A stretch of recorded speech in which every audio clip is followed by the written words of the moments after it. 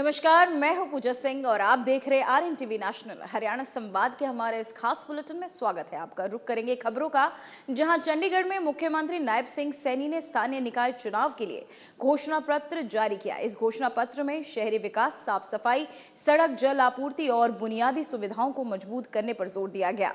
मुख्यमंत्री ने कहा कि सरकार का लक्ष्य शहरों को अधिक स्वच्छ, आधुनिक और सुविधाजनक बनाना है। उन्होंने बताया कि जनता की जरूरतों को ध्यान में रखकर योजनाएं तैयार की गई हैं ताकि हर नागरिक को बेहतर सेवाएं मिल सके।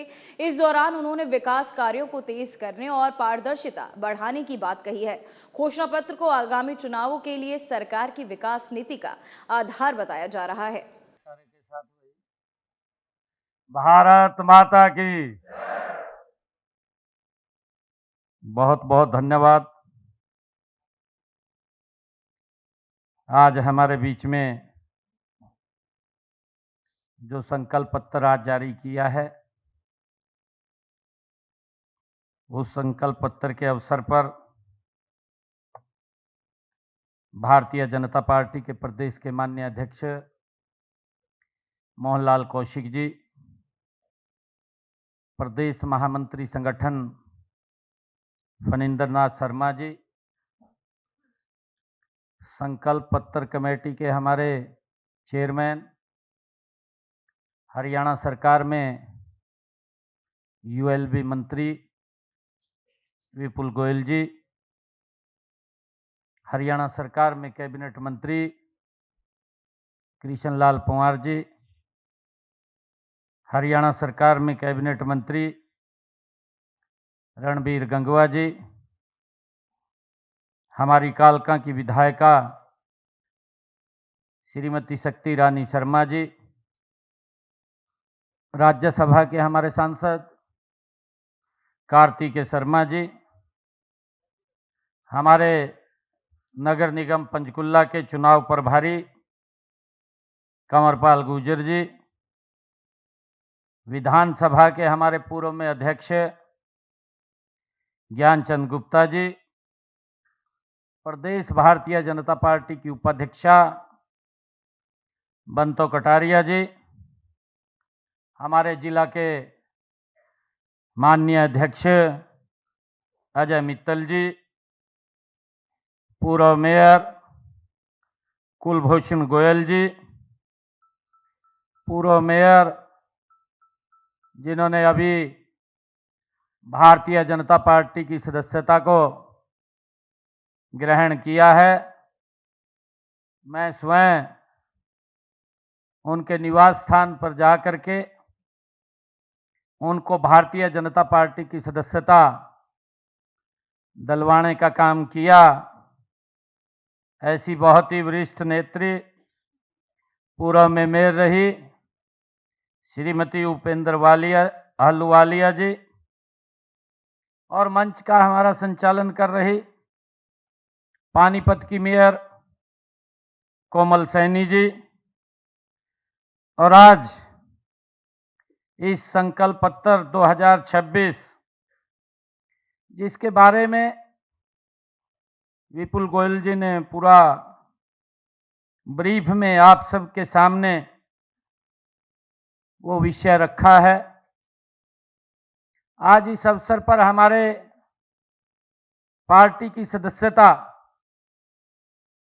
कांग्रेस और अन्य दलों से छोड़ करके भारी संख्या में बहुत वरिष्ठ नेताओं ने, जिनमें पूर्व विधायक, पूर्व मंत्री, आज भारतीय जनता पार्टी की सदस्यता अपने साथियों के साथ आज यहां ज्वाइन किया है।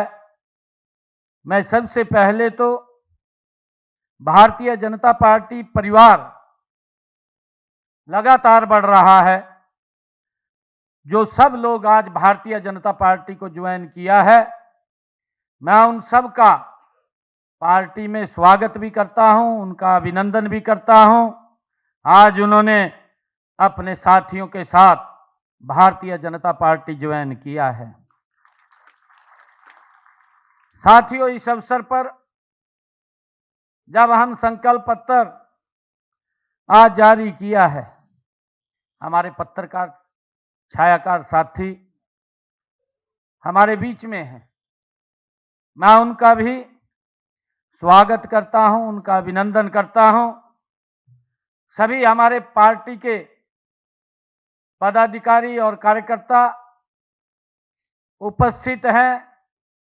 आप सबका मैं जोरदार स्वागत और अभिनंदन करता हूं। आप सबको दोनों हाथ जोड़ करके राम राम भी करता हूं। साथियों, लगातार आदरणीय नरेंद्र मोदी जी के नेतृत्व में 2014 के बाद कंटिन्यूटी में भारतीय जनता पार्टी की सरकारें, उनके ऊपर जन का विश्वास निरंतर बढ़ता जा रहा है। साथियों, यह मेन कारण है कि जो भारतीय जनता पार्टी ने कहा है उसको अक्षरशः पूरा करने का काम वो भारतीय जनता पार्टी की सरकारों ने किया है। साथियों, इसके अलग भी अगर हम देखें, जो संकल्प पत्र में कहा उसको तो पूरा किया है, परंतु जो संकल्प पत्र में भी नहीं कहा है उसको भी धरातल पर उतारने का काम नरेंद्र मोदी जी के नेतृत्व में ये भारतीय जनता पार्टी सरकार कर रही है। मुझे खुशी है कि लगातार जब 2024 में हमने अपना तीसरे कार्यकाल का संकल्प पत्र जारी किया था रोहतक में, मैं प्रेस बंधुओं से चर्चा कर रहे थे, मैं और माननीय अध्यक्ष जी थे, हम बात कर रहे थे। मैंने प्रेस के अंदर अपने पत्रकार बंधुओं को एक शब्द कहा था कि हमारा 2014 का संकल्प पत्र, 2019 का संकल्प पत्र आप उठा करके देखेंगे, अक्षरशः उसको पूरा करने का काम नरेंद्र मोदी जी के नेतृत्व में ये भारतीय जनता पार्टी की सरकार ने किया है। तो वहीं हरियाणा के मुख्यमंत्री नायब सिंह सैनी ने आम आदमी पार्टी के नेता अरविंद केजरीवाल पर तीखा हमला बोला। उन्होंने कहा कि अरविंद केजरीवाल अदालतों और संवैधानिक संस्थानों का सम्मान नहीं कर रहे हैं। उन्होंने आपको बता दें, मुख्यमंत्री ने आरोप लगाया कि केजरीवाल अपने पक्ष में फैसला आने पर अदालत को सही मानते, लेकिन फैसला खिलाफ हो तो सवाल उठाते हैं। उन्होंने इसे संविधान और न्याय व्यवस्था का अपमान बताया। सैनी ने कहा कि केजरीवाल अपनी पार्टी की अंदरूनी समस्याओं से ध्यान हटाने के लिए ऐसे बयान दे रहे हैं। उन्होंने यह भी कहा कि दिल्ली की जनता ने उन्हें नकार दिया है और अब पंजाब की जनता भी जवाब देगी। ये भी बताना चाहता हूं कि अदालत ने ही उसको जेल में डाला था, अदालत ने ही उसको बाहर रिहा किया था और अब अदालत ही उनके बारे में निर्णय कर रही है। तो कैसे हो सकता है कि एक अदालत का फैसला सही हो और दूसरी का गलत हो? ये अराजकतावादी तो स्वयं केजरीवाल, उसको विश्वास ही नहीं है संवैधानिक संस्थाओं में। जिस प्रकार से राहुल गांधी परिवार ये मानता है कि हम आज भी कोर्ट से ऊपर हैं, यही सोच केजरीवाल की है कि मैं कोई फैसला नहीं मानूंगा, मैं अदालत में पेश नहीं होऊंगा, मेरा वकील भी नहीं जाएगा, आपके पक्ष में फैसला आए तो सही है, नहीं गलत है। ये हालात केजरीवाल की है। ये तो अराजकतावादी और देशद्रोही मानसिकता का परिचय ये केजरीवाल का है। केजरीवाल ने ये शब्द कहे हैं, उन्होंने कहा कि न तो मैं अदालत में पेश होऊंगा, तो केजरीवाल ने कहा, और न ही मेरा वकील पेश होगा। यह न केवल निंदनीय है बल्कि अदालत और संविधान की ये अवमानना भी है, उसका अपमान भी है। जो डॉक्टर भीमराव अंबेडकर जी ने पवित्र संविधान दिया है, क्योंकि कांग्रेस भी समय समय पर उस पवित्र संविधान को अपमानित करती रही। ये केजरीवाल भी मैंने तो कहा है कि दोनों का गठजोड़ भी है, इंडी गठबंधन में दोनों शामिल है। जो बात कांग्रेस करती है वही बात केजरीवाल करता है। केजरीवाल की पार्टी की अंदरूनी कलह से जनता का ध्यान भटकाना चाहता है इस प्रकार की बयानबाजी करके, क्योंकि पार्टी के जो फाउंडर मेंबर भी थे जिन्होंने इसको खड़ा किया था, वो लोग भी केजरीवाल की गलत नीतियों के कारण एक एक करके छोड़ करके जा रहे हैं। आप देख रहे हैं इसके फाउंडर मेंबर, जब ये फाउंडर मेंबर को नहीं रोक पा रहा, कैसे रोक पाए? कल ही लगे हुआ अगले देखिए जहां भी कभी कुछ मालूम करे तभी आ पाएगा। इनसे नहीं आया हो लेकिन तो वहीं भिवानी जिले में एचपीवी टीकाकरण अभियान को गति देने के लिए डीसी साहिल गुप्ता के निर्देश अनुसार स्थानीय पंचायत भवन में एक कार्यशाला का आयोजन किया गया। इस दौरान स्वास्थ्य विभाग के अधिकारियों ने स्कूल प्राचार्यों को एचपीवी वैक्सीन के बारे में विस्तृत जानकारियां दी और अभिभावकों को जागरूक करने पर जोर दिया। वहीं चिकित्सा अधिकारियों ने बताया कि वैक्सीन को लेकर समाज में फैली भ्रांतियों को दूर करना आवश्यक है ताकि अधिक से अधिक लोग इस अभियान से जुड़ सके। इस अवसर पर सिविल सर्जन डॉक्टर रघुवीर शांडिल्य ने जानकारी दी है कि जिले में 10,890 किशोरियों के टीकाकरण का लक्ष्य निर्धारित किया गया है, जिसे आगामी 3 महीनों में पूरा किया जाएगा।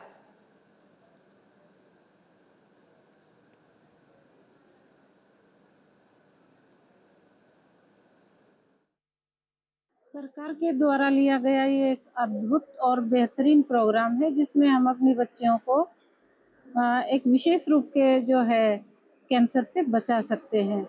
हमारी बच्चियां हमारी धरोहर हैं। माँ स्वस्थ होगी तो बच्चा स्वस्थ होगा, माँ रोगग्रस्त होगी तो बहुत चांसेस हैं बच्चा भी रोगग्रस्त हो, और बच्चे के ऊपर ही हमारा पूरा भारतवर्ष का जो भविष्य है वो निर्भर करता है। तो ये एक बहुत ही स्वीकार योग्य जो है कदम है। और आज भिवानी खंड के सभी प्रिंसिपल्स और हेडमास्टर्स जिनकी ज्यूरिसडिक्शन में ये 14 साल से ऊपर और 15 साल से नीचे की बच्चियां आ जाती हैं नॉर्मली 9वीं क्लास में ऑन एन एवरेज, तो उनको सेंसिटाइज करने के लिए एक वर्कशॉप टाइप जो है ये टॉक रखी हुई थी और बहुत ही मुझे तो फायदेमंद प्रतीत हो रही है। और मुझे ये विश्वास है कि हमारे प्राचार्य और हेडमास्टर्स अपने अपने विद्यालय में जाके इसका प्रचार और प्रसार करेंगे और उन माता पिता को बूस्ट करेंगे और उन माता पिताओं की भ्रांतियों को दूर करने में सफल रहेंगे।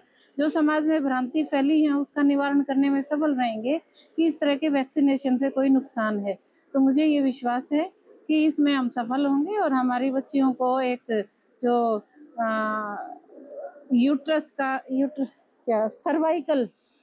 सर्वाइकल कैंसर से हम बचा सकते हैं। और ये एक स्वीकार योग्य जो है कदम है। मैं सरकार का और जो है स्वास्थ्य विभाग का धन्यवाद करती हूँ कि ये हम आपस में सहयोग करके काम कर रहे हैं और समाज को उन्नत बनाने के लिए कार्य कर रहे हैं। फीमेल अध्यापक को आज बुलाया गया ताकि वो अपने स्कूल में जा कर के बच्चियों को और बच्चियों के फादर को या मदर को, पेरेंट्स को वो अवेयर करें कि ह्यूमन पैपिलोमा वायरस इन्फेक्शन है, इसको बचा जा सकता है ह्यूमन पैपिलोमा वैक्सीनेशन के द्वारा।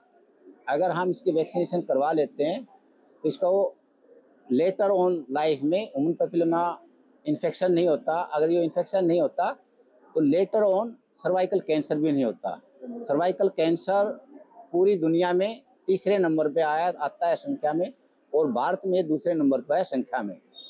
इसकी बताते हैं कि हर 7 मिनट में एक डेथ भी हो जाती है।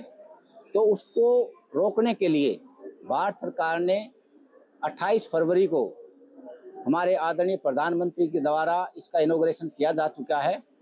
पूरे जिले में 10,890 ऐसी बेनिफिशरी लड़कियां हैं जो 14 साल की हो गई हैं और 15 साल की नहीं हैं। तो वहीं फरीदाबाद में भीषण गर्मी ने जनजीवन पर असर डालना शुरू कर दिया है। तापमान लगातार 40 डिग्री सेल्सियस के पार जा रहा है, जिससे लोग अब राहत पाने के लिए पारंपरिक और देसी उपायों की ओर लौटते नजर आ रहे हैं। इसमें सबसे ज्यादा लोकप्रिय मिट्टी के मटकों और सुराहियों को मिल रही है। गर्मी बढ़ने के साथ ही बाजारों में मटकों की मांग में भारी उछाल देखा जा रहा है। लोग फ्रिज के ठंडे पानी की बजाय मटके का प्राकृतिक रूप से ठंडा पानी पीना ज्यादा पसंद कर रहे हैं। स्थानीय कुमार के लोगों के अनुसार इस साल पिछले वर्षों की तुलना में घड़ों की बिक्री काफी बढ़ी है।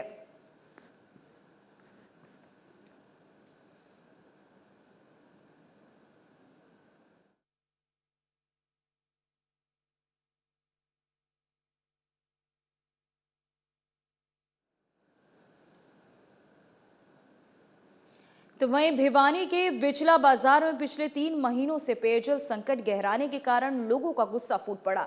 वहीं रामदत्त गली, आपको बता दें जीन दयानंद गली, कुमारों की गली और साथ ही नाई भाटान क्षेत्र में पानी की सप्लाई पहले से कम थी, लेकिन पिछले 1 सप्ताह से पूरी तरह बंद हो गई है। भीषण गर्मी में पीने के पानी के लिए परेशान लोग, खासकर महिलाओं ने सड़क पर उतरकर बिजली घर गेट पर जाम लगा दिया और जन स्वास्थ्य विभाग के खिलाफ नारेबाजी की। लोगों का कहना है कि कई बार शिकायत करने के बावजूद सिर्फ आश्वासन मिला, वो समाधान नहीं। आपको बता दें मजबूरी में उन्हें महंगे दामों पर टैंकर खरीदने पड़ रहे हैं। वहीं स्थानीय लोगों ने आरोप लगाया कि सरकार के दावे जमीन पर फेल साबित हो रहे और प्रशासन उनकी मूलभूत समस्या की अनदेखी कर रहा है।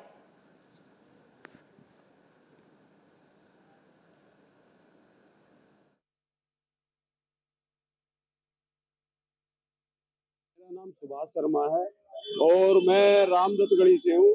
हमारी गली में जो काफी टाइम से पानी की समस्या है और पानी की समस्या भी बहुत लंबी चल रही है, जिससे पूरा मोहल्ला परेशान है। ये रामदत्त गली, चिड़ीमार गली, ये सभी गलियां और पीछे नाई भाटानी गली, सभी परेशान है। इससे बच्चे नहाने धोने में और में गर्मी का टाइम है और पानी की विशेष जरूरत है। कोई पब्लिक हेल्थ वाला या कोई हमारी किसी प्रकार की सुनवाई नहीं कर रहा और ये हमारी सबसे बड़ी समस्या यही है। हमारी समाधान नहीं होता तो आने वाले समय में ऐसा, अभी तो जाम कुछ टाइम के लिए। मेरा नाम नरेश प्रजापति, गली रामदत्तान। हमारी गली में भी 4-5 गली है। 4-5 गलियों में पानी की इतनी जबरदस्त समस्या है कि सारी औरतें, लेडीज जितनी भी है, बच्चे सब इतने दुखी है। पानी हमारे हिस्से का जो गली का है ना, वो 2 महीने से और कहीं छोड़ा जा रहा है और इधर का पानी काट के और गलियों में दे। हमने कोई समस्या नहीं कहीं दो पानी, लेकिन हमारे हिस्से का पानी हमारे को मिलना चाहिए। इसलिए हमने आज ये रोड जाम किया है और जब तक हमारी समस्या बिमला 4 दिन हो गए पानी नहीं आता। 4 दिन में एक बार पानी आओ भी आध घंटा दे, फिर लाइट काटते हैं। 10 मिनट पानी आओ जब लाइट काट दे से हमारे पानी की समस्या, लाइट की पानी आओ उसे टाइम लाइट काट दे, हमारा पानी नहीं चढ़ता। हम दुखी हो रहे, गर्मी का टाइम है, ठीक है, हमारा पानी आना चाहिए, टाइम पे लाइट आनी चाहिए, बस दिक्कत नहीं मिले। हम मस्तर लगाए थे, मस्तर पाए नहीं मिले। मैं क्या करूँ, नहीं पानी आओ तो मेरे बस की बात कहूँ नहीं। ऑफिस में जाओ, ऑफिस में का पानी लाओ। तो वहीं फरीदाबाद में यातायात नियमों का उल्लंघन करने पर पुलिस ने एक बुलेट मोटरसाइकिल चालक के खिलाफ कार्यवाही की है। जांच के दौरान पाया गया कि बाइक के पीछे नंबर प्लेट नहीं थी और उसकी जगह पंडित जी लिखा हुआ था, जो नियमों के खिलाफ था। पुलिस टीम ने वाहन चेकिंग के दौरान बाइक को रोका क्योंकि चालक पटाखे जैसी आवाज निकालते हुए बाइक चला रहा था। पूछताछ में चालक वाहन के कागजात भी नहीं दिखा सका। इसके बाद पुलिस ने मोटरसाइकिल को, आपको बता दें, इम्पाउंड कर मोटर व्हीकल एक्ट 1988 के तहत कार्यवाही शुरू कर दी है। पुलिस ने कहा कि नंबर प्लेट पर नाम, जाति या धर्म लिखना कानून का उल्लंघन है और ऐसे मामलों में सख्त कार्यवाही की जाएगी।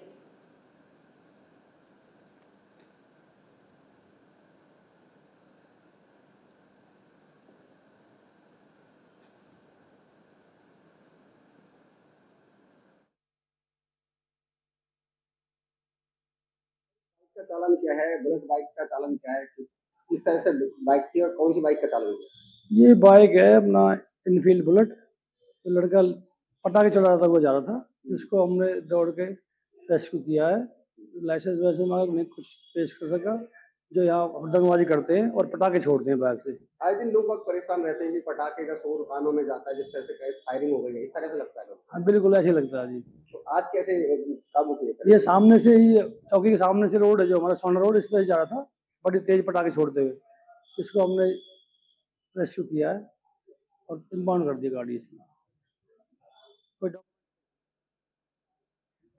कौन सी चौकी ने सर कार्रवाई की? तो वहीं फरीदाबाद के NIT 2B ब्लॉक फरीदाबाद इलाके में बंदरों का आतंक लगातार बढ़ता जा रहा है, जिससे स्थानीय लोग बेहद परेशान हैं। हाल ही में सड़क से गुजर रही एक महिला पर बंदरों के झुंड ने अचानक हमला कर दिया। ये पूरी घटना वहां के, आपको बता दें, वहां लगे CCTV कैमरे में कैद होगी, जिसका वीडियो सोशल मीडिया पर अब तेजी से वायरल हो रहा है। घटना के बाद इलाके में डर का माहौल है, खासकर महिलाएं और बच्चे खुद को असुरक्षित महसूस कर रहे हैं। स्थानीय निवासियों का कहना है कि बंदरों की संख्या बढ़ने से रोजमर्रा की आवाजाही मुश्किल हो गई है। लोगों ने प्रशासन से जल्द कार्यवाही कर बंदरों के आतंक से राहत दिलाने की मांग की है, ताकि किसी बड़े हादसे को रोका जा सके।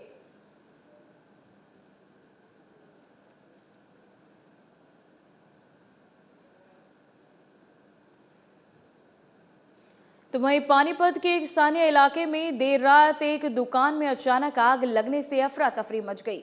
देखते ही देखते आग ने विकराल रूप ले लिया और दुकान के अंदर खड़ी 3 मोटरसाइकिलें जलकर राख हो गई। आसपास के लोगों ने तुरंत साहस दिखाते हुए पानी और अन्य संसाधनों से आग बुझाने की कोशिश की। पड़ोसियों ने कटर मशीन से ताले काटकर आग पर काबू पाने का प्रयास किया, जिससे बड़ा हादसा टल गया।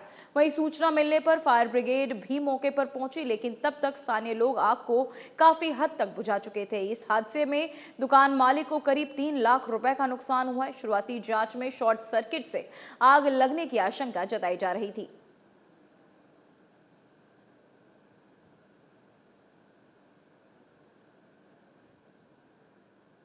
के आसपास की आग लगी है।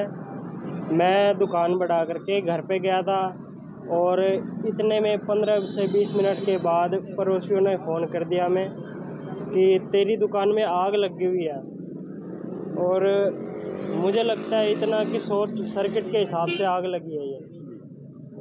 और आया इतने में पड़ोसियों ने क्या किया, ताला ग्राइंडर से कट करके और आग को काबू कर लिया इन्होंने। क्या कुछ जला है इसके अंदर? तो इसमें नए स्पेयर पार्ट हैं, 3 बाइकें हैं, वो जल गई सारी। तीनों बाइक ग्राहकों की थी? हाँ जी, तीनों बाइक ग्राहकों की हैं, कस्टमर के जी। ये नुकसान आपको ही भरपाई करनी पड़ेगी? जी, मुझे ही करनी पड़ेगी। कितने का नुकसान होगा? मतलब उसमें धुआं निकल रहा था, धुआं काफ़ी ज़्यादा आया। फिर थोड़ी देर नीचे देखा तो अपना जो है ना, नीचे पूरी रोशनी नज़र आ रही थी। रोशनी नज़र आने से फिर जो है ना, नज़र आ गया कि अंदर आग लगी हुई है काफ़ी ज़्यादा। और फिर हमने क्या किया कि फिर इसको फ़ोन किया है। इसके फ़ोन करने के बाद जो है ना, हमने ताले काट के और अपना शटर खोल के पानी से अपना आग बुझाई। कितने बजे की घटना है? ये है लगभग 9 बजे की आग। नुकसान काफी हुआ? नुकसान तो काफ़ी हुआ है। जानते हो आग लगी किस वजह से? ये नहीं पता किस वजह से लगी। अच्छा, शायद आप लोग अगर फिलहाल हरियाणा संवाद के इस खास बुलेटिन में इतना ही। बने रहिए RNTV नेशनल के साथ। मुझे दीजिए इजाजत। नमस्कार।